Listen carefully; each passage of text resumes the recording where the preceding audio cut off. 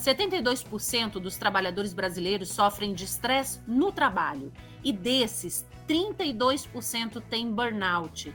Você se enquadra nesse grupo? Esses são números da ISMA-BR, uma associação internacional que se dedica à pesquisa científica e à prevenção do estresse. Ao contrário do que muita gente pensa, o burnout não é doença, viu? É uma síndrome e está relacionada apenas ao trabalho. Tem sido cada vez mais comum, principalmente depois da pandemia e do aumento do trabalho remoto. Tanto é que em 2022 a OMS classificou o burnout como uma doença ocupacional e que aqui no Brasil, a partir do ano que vem, as empresas terão políticas de manejo de tratamento dessa síndrome. No podcast de hoje, a gente vai conversar sobre esse assunto com a psicóloga Ana Maria Rossi, que é especialista no tratamento do estresse e precursora das técnicas de autocontrole e biofeedback no Brasil. Eu sou Michele Loreto, vem comigo em mais um podcast do Bem-Estar. Aqui você sempre encontra informação útil de saúde. Doutora Ana Maria, seja bem-vinda aqui ao nosso podcast do Bem-Estar, tudo bem? Tudo bem, muito obrigada por me ter aqui. Doutora Ana Maria, para começar, explica para a gente o que é o burnout. O burnout é descrito como síndrome conceituada como resultante do estresse crônico no local de trabalho, que não foi administrado com sucesso. Isso significa, então, que o burnout se refere especificamente ao contexto do trabalho e não deve ser considerado em outras áreas. Entendi. O burnout, então, não é uma doença, né? Ela é classificada como síndrome. Eu queria saber se isso faz alguma diferença para quem está passando pelo burnout, né? Teoricamente não faria nenhuma diferença, mas tecnicamente existe. A doença é uma condição médica, normalmente com causas identificáveis e um conjunto de sintomas. No entanto, a síndrome é um conjunto de sinais e sintomas que ocorrem simultaneamente e normalmente não tem uma causa definida. Então, essa é a definição clássica a diferença clássica entre burnout e síndrome. E como é que uma pessoa pode desconfiar que está com burnout, né? Quais são os sinais que o corpo dá, né? Para quem está ouvindo a gente agora, eu acho que essa é uma pergunta muito importante, né? Na realidade, os sintomas são extremamente devastadores e a pessoa não vai desconfiar, ela vai saber exatamente que ela está com a saúde comprometida. O que acontece? A pessoa tem uma sensação de exaustão que sair da cama, tomar um banho, colocar uma roupa, são atividades extremamente que demandam um esforço sobrenatural. Ela se arrasta. Então essa pessoa fica extremamente irritada, ela tem, diferenças no sono, ela tem diferenças no apetite, muitas pessoas comem demais, outras pessoas comem de menos, ela fica extremamente irritada. Fisicamente e emocionalmente essa pessoa se sente totalmente comprometida e, via de regra, inclusive incapacitada para cumprir as suas tarefas do dia a dia. Tudo isso lembra muito a depressão, né? Como é que se sabe o que é depressão, o que é burnout? Correto, existe uma sobreposição muito grande entre a depressão e o burnout. A principal diferença, sem dúvida, é que a depressão ela pode afetar qualquer pessoa, em qualquer idade, em qualquer circunstância, enquanto que o burnout ele só pode afetar as pessoas ativas no mercado de trabalho. Ele é uma síndrome resultante do estresse crônico não administrado no local de trabalho. É tudo que ele vive ali no trabalho que vai resultar nisso, né? Exatamente. Então, Uhum. qualquer outra área que não seja da pessoa economicamente ativa no mercado de trabalho, não deve se configurar como burnout, porque nós não temos internacionalmente estudos científicos comprovando que o burnout existe em outras áreas. Agora, doutora, uma pessoa que tenha muito estresse no trabalho, necessariamente ela tem burnout? Não. Inclusive, existe uma diferença muito grande entre aquelas pessoas que terão burnout e aquelas que não terão. Mas, basicamente, existe duas premissas: é a insatisfação no trabalho e também desmotivação e, muito importante, a falta de limites. O profissional sabe que ele está ultrapassando o seu limite por períodos longos, a períodos prolongados ou frequentes, mas ele continua por diversas razões. Então, o funcionário que está insatisfeito no trabalho, desmotivado, ele e não não se disciplina pelos seus limites, digamos, não se guia pelos seus limites, ele será um forte candidato a ter burnout.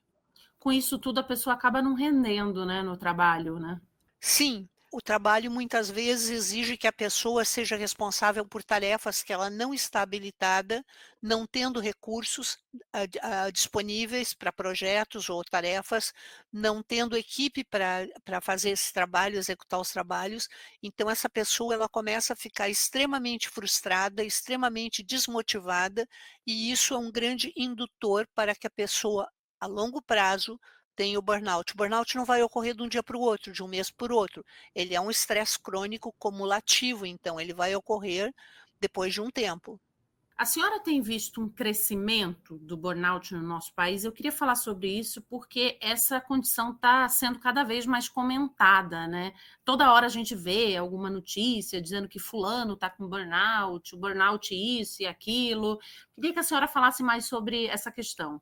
O burnout ele tem tido problemas de diagnóstico, porque ele é muito associado com a depressão, então muitas pessoas que estão sofrendo de depressão têm sido diagnosticadas como burnout, inclusive existe a depressão ocupacional que é muito similar ao burnout. E também temos diversas áreas que estão sendo identificadas como havendo burnout, como burnout digital, burnout na gestação, burnout do idoso, mas nós não temos estudos científicos comprovando isso. Então, o que nós sabemos neste momento, e de acordo com a CID-11, que vem a ser o Código Internacional de Doenças, divulgado pela OMS no dia 1º de janeiro de 2022, é que o burnout é estritamente relacionado ao local de trabalho. Então, pode haver um aumento devido ao mau diagnóstico, digamos, a um diagnóstico equivocado. Pode também haver um aumento devido a áreas que estão sendo identificadas como tendo burnout, quando na realidade o burnout não poderia existir nessas áreas. Então, Uhum. existe uma controvérsia muito grande, uma confusão muito grande nesse sentido. Então, burnout é só estritamente ligado ao trabalho. Quando a gente vai falar da psicologia, da ciência, a questão de burnout gestacional, burnout materno, do idoso, isso não existe comprovação científica. Em relação ao burnout, não. Podemos falar como uma Uhum. síndrome, podemos falar sobre transtornos, mas não deveríamos identificar outras áreas como sendo burnout. A senhora acha que o aumento do trabalho remoto aumentou a chance das pessoas terem burnout? É muito relativo. Para algumas pessoas, melhorou muito, porque elas poupavam aquele tempo de deslocamento, que elas conseguiam se concentrar melhor no trabalho, sem distrações, mas também outras pessoas, as mais extrovertidas, as pessoas que gostam mais de socializar, foi um baque muito grande. Eu diria que o burnout, ele tem aumentado de uma forma muito constante, de uma forma muito não é nada devastador o aumento, ele tem aumentado de uma forma mais equilibrada. Por quê? Porque essa definição da CID-11, ela também ajudou a responsabilizar, digamos, responsabilizar os empregadores em relação à denúncia do burnout. Então eles estão mais alertas que eles podem juridicamente ser responsabilizados por isso. Também em termos de jurídicos, essa CID-11, ela ajudou os magistrados, possibilitando um nexo de casualidade que liga o efeito à causa, então ele ocorre no local de trabalho. E ao empregado, ao profissional, também ajudou muito, porque ele estabeleceu parâmetros, né, ele deu limite aos funcionários que eles podem ser também acionados por irem além dos seus limites e não acionarem os seus empregadores para responsabilizar pelo burnout. Então, assim, em resumo, né, tudo isso que a senhora falou, né, foi a partir de 2022, quando a OMS classificou a síndrome de burnout como uma síndrome ocupacional, ou seja, algo relacionado ao trabalho, e isso tudo é que teve a mudança. A pessoa, né, doutora, que ela é diagnosticada com burnout hoje, ela vai ter o atestado lá com um número, o código lá que vai atestar que ele tem a síndrome de burnout, né? Correto, exatamente. Confundiu um pouco, porque o código, a CID se chama Código Internacional de Doenças, então muitos profissionais, muitas pessoas assumem que burnout é uma doença, mas na realidade essa CID, esse código, ele define transtornos, ele define síndromes e define também doenças. Então o burnout é uma síndrome. Doutora, e o ambiente de trabalho, ele pode adoecer uma pessoa? Quais são as causas mais comuns? Com certeza, o ambiente de trabalho, ele é o principal gatilho para uma pessoa ter o burnout. Lembrando que o que realmente vai causar o burnout é a insatisfação e a desmotivação da pessoa.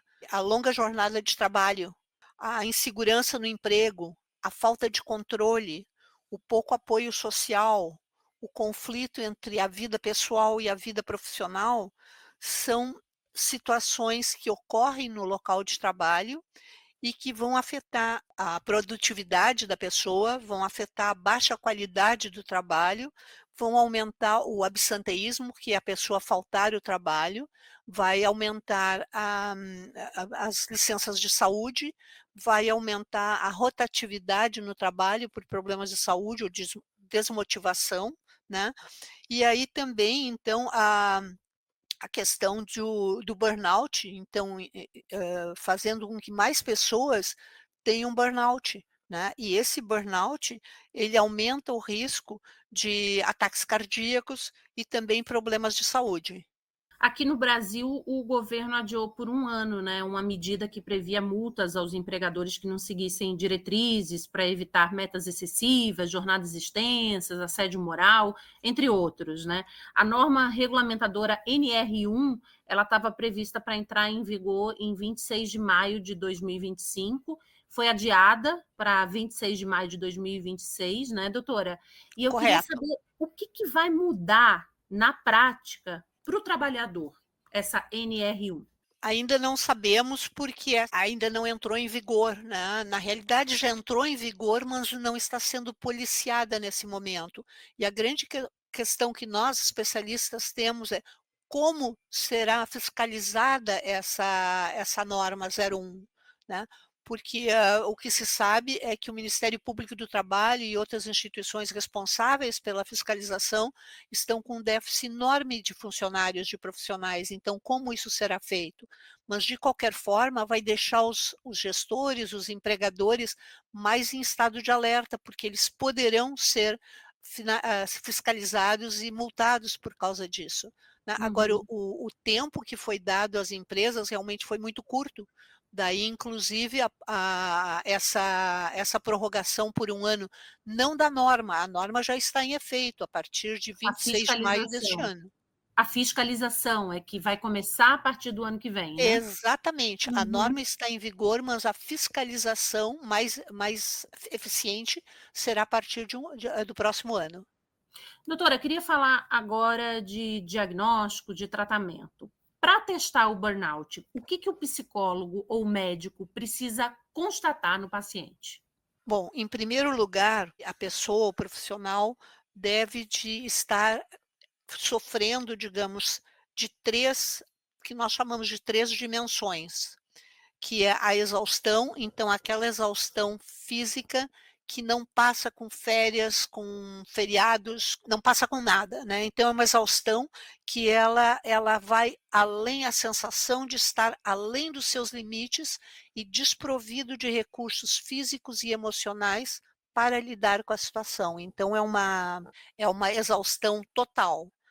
Deve também esse profissional estar tendo problemas de ceticismo, que representa então a uma reação negativa uma insensibilidade, uma alienação do trabalho. Para ele nada mais importa, é como se a ponte tivesse queimado as suas costas. A terceira dimensão que caracteriza o burnout, o diagnóstico de burnout, é a ineficácia.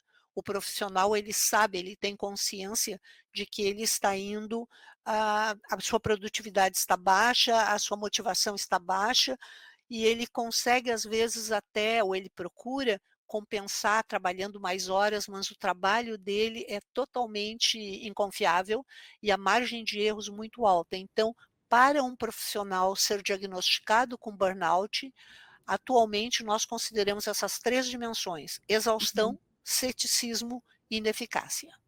E se uma pessoa acha que está com burnout, ou percebe que um colega de trabalho, ou uma pessoa da família, um amigo, está com burnout, que tipo de profissional deve ser procurado? Bom, se é uma suspeita, a pessoa pode ir para o seu clínico. Se ela tiver um profissional da área da saúde, um psicólogo, um psiquiatra, ela pode se referir a esse profissional. Mas não tendo, eu sugiro então que procure o seu clínico. O clínico naturalmente poderá avaliar essa pessoa e saber se realmente é o caso de indicar então um profissional na área da saúde. O profissional da área da saúde, o médico ou o psiquiatra, o psicólogo poderá diagnosticar esse profissional e então ver se é o caso de uma psicoterapia, ver se é o caso de um medicamento. Normalmente, quando necessita de medicamento, nos casos mais incapacitantes, esse medicamento é um antidepressivo. Mas, independente do tratamento, é importante que essa pessoa mude o seu estilo de vida, porque é justamente esse estilo de vida o grande indutor do burnout. Era até a minha próxima pergunta, como é que se trata o burnout? Então, medicamento, se for preciso, nem todo mundo vai precisar, a Correto. terapia, que é super importante, e dependendo, a senhora falou, dependendo da pessoa, afastamento do trabalho, mudanças no estilo de vida. Ou seja, nem todo mundo se afasta do trabalho com burnout, é isso? Correto, nem todo mundo se afasta do trabalho e nem todo mundo se beneficia do afastamento do trabalho. No entanto, a equipe dessa pessoa que sofre de burnout, ela também sofre porque o trabalho dessa pessoa não é confiável, a margem de erros é muito alta, a pessoa não consegue cumprir prazos, porque justamente por causa dessa dimensão da ineficácia. Então, o que se nota dando consultoria a empresas, é que muitas vezes a equipe tenta resgatar esse funcionário que está sofrendo de burnout, mas logo, logo eles começam a ficar exaustos também, porque eles também estão sobrecarregados. Então, aquilo que era um resgate, que procurava ajudar o funcionário, de repente começa a se tornar uma aversão ao funcionário. Esse sentimento negativo, então, começa a afetar essa pessoa que está sofrendo de burnout, que já está totalmente vulnerável emocionalmente e fisicamente, e aí é um processo bastante devastador e bastante comprometedor da saúde física e mental dessa pessoa. Agora, doutora, eu fiquei curiosa para entender por que algumas pessoas elas não se beneficiam com o afastamento do trabalho. Se elas estão com burnout, que é uma doença, né, que veio pelo ambiente. Porque muitas vezes essas pessoas não têm apoio social, elas não têm na sua vida pessoal um apoio, um network, recursos. Então, ela termina sendo no seu dia a dia, pelos seus familiares, pelos seus amigos, sendo referida como fracote, como não tendo resistência, e isso é uma acusação assim que vai devastar essa pessoa. Então, muitas vezes, a pessoa se sentir útil, ela vai se beneficiar mais do que ficar em casa se sentindo vitimada e também se sentindo inútil. Quando a gente olha, né, para o nosso país, doutora, onde emprego, né, nos dias de hoje, principalmente, nem sempre é fácil, salário, inflação, enfim, todo o contexto econômico e social que a gente tem. Falar para uma pessoa que ela vai precisar se afastar do trabalho, às vezes é muito desesperador, né? Porque ela depende daquele dinheiro, às vezes a família inteira depende daquele dinheiro. Ou então falar para ela trocar de trabalho, né? Como é que se lida com uma situação como essa? Não há uma receita pronta, realmente é um desafio extremamente grande para o profissional e também para o gestor, porque esse gestor terá também perdas com a ausência desse funcionário e custos com a licença de saúde. Mas não tem uma forma, digamos assim, de minimizar. O ideal é que seja preventivo, né. Agora é importante, volto a dizer, que a pessoa exerça os seus limites, que ela tenha disciplina para estabelecer os seus limites, porque se ela sofrer um estresse no local de trabalho que seja frequente e prolongado, se ela não for extremamente motivada e tiver outras fontes de satisfação, como trabalhos voluntários, como outras formas, um apoio social, apoio de amigos, apoio de familiares muito grande, ela vai ter um baque enorme. E quando a gente está falando, acho que de saúde mental, de uma maneira geral, e quando a gente fala de burnout, né, eu acho importante sempre a gente ressaltar, né, doutora, que no caso do burnout, não é sinônimo de fraqueza, né? Com certeza não, com certeza não.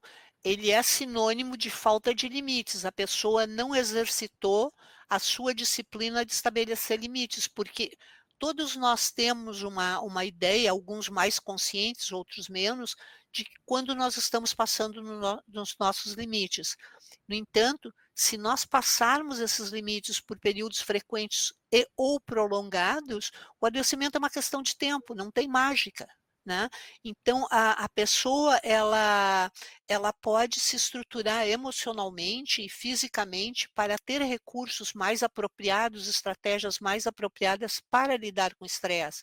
E aí nós falamos então, independente da empresa, nós falamos no fato da pessoa então ter consciência e disciplina para observar os seus limites, que essa pessoa tenha uma vida que seja fora do trabalho, lazer, hobbies, atividades, que a encantam, que ela gosta, que ela tenha um apoio de familiares, de amigos, que ela tenha alguma crença, seja religiosa, seja mãe natureza, seja montanha, mas que ela tenha aquela percepção de que ela não está só, que existe alguém ou algo que respalde a sua vida, né, e que ela tenha, estratégias eficientes, técnicas eficientes para lidar com estresse no dia a dia. Então eu lembraria do poder da respiração, talvez a maior, a técnica mais importante que nós temos, e por coincidência ou não, gratuita, e a gente tem que estar fazendo para continuar vivendo, que é a respiração, né. Só que infelizmente a maior parte das pessoas, e principalmente quando estressadas, elas fazem aquela respiração torácica, uma respiração insuficiente, uma respiração rápida. Então a pessoa praticar a respiração abdominal, aquela que o bebezinho faz, barriguinha para cima quando inspira, barriguinha para baixo quando expira. Isso não vai eliminar o estresse na vida dessa pessoa, não vai eliminar os estressores na vida dessa pessoa, mas vai fazer com que ela tenha melhores recursos para lidar com essas pressões e essas demandas. E para aquela pessoa que está muito estressada no trabalho, né, que está indo além do seu limite, que é aquela pessoa que a senhora como profissional pode olhar e pode dizer: "Olha, está perto de um burnout, você tem que se cuidar". Para a gente terminar, qual o conselho que você daria para essa pessoa, né, que está passando por isso nesse momento? O principal conceito que eu dou, ou principal ideia, é que se nós não temos controle sobre o que nos causa estresse, sobre os estressores, nós podemos ter controle sobre a maneira como nós reagimos a essas situações, a esses estressores. Então, voltando, é importante que a pessoa tenha uma prática de relaxamento, uma prática de diminuir o seu nível de tensão, né, que seja, se for só um, que seja a respiração abdominal, que essa pessoa possa fazer alguma atividade física, se ela não tiver tempo, não tiver condições de fazer uma atividade física, desce da lotação, desce do carro, num período, num tempo que ela pode caminhar alguma coisa, ou sobe um andar em vez de pegar o elevador para todos os andares, cuidar da alimentação, restringir o uso de álcool e evitar o uso de tabaco, né. Então essas são, situações que podem ajudar a pessoa a prevenir a chegar nesse extremo. E também o fato da pessoa, quando ela começa a sentir que ela não tem prazer em fazer aquela happy hour que a encantava um tempo atrás, que as reuniões familiares se tornaram um peso e ela fica arrumando desculpa para não participar. "Opa, o que está acontecendo aqui? O que está me desmotivando? O que está me afetando dessa maneira?". Então essa identificação da pessoa, as suas sensações, as suas emoções, vai ser extremamente importante. E também importante, Michele, é que as empresas, na medida do possível, que elas procurem manter um ambiente de trabalho saudável, possibilitando o engajamento dos funcionários. Isso quer dizer o quê? Que a carga de trabalho pode ser sustentável, que exista controle na medida do possível para esses funcionários, que haja reconhecimento, que haja uma cultura de apoio aos funcionários, né, e que eles possam se sentir, úteis naquilo que eles estão capacitados, naquilo que eles estão aptos a fazer. Então essa seria a minha sugestão. Boas sugestões, doutora. Muito obrigada, viu, pela sua participação aqui no nosso podcast do Bem-Estar. Eu que agradeço a oportunidade, espero que nós possamos jogar um pouco de luz nessa área do Sim, burnout que tem sido tão diagnosticada incorretamente e afetado tantas pessoas de uma forma tão devastadora. com certeza. Muito obrigada, viu? E olha, você que está ouvindo nosso podcast do Bem-Estar, você pode compartilhar, né? Se você acha que alguém está precisando ouvir. É um podcast bem importante, com dicas úteis, né? Com informações importantíssimas. Você também pode seguir nosso podcast. Toda quarta-feira tem assunto novo. Vai lá, ó, plim, aperta ali no sininho, que toda vez que tiver um assunto novo do podcast, que é toda quarta-feira, você vai ser informado. E você também pode seguir a gente nas nossas redes sociais, @bem-estar, tudo junto. Esse podcast teve gravação de Renato Sérgio, edição de Fernanda Wagner, produção e apresentação, eu mesma, Michele Loreto, e direção da Karina Dorigo. Vejo você na próxima, tá bom? Um cheiro, tchau, tchau.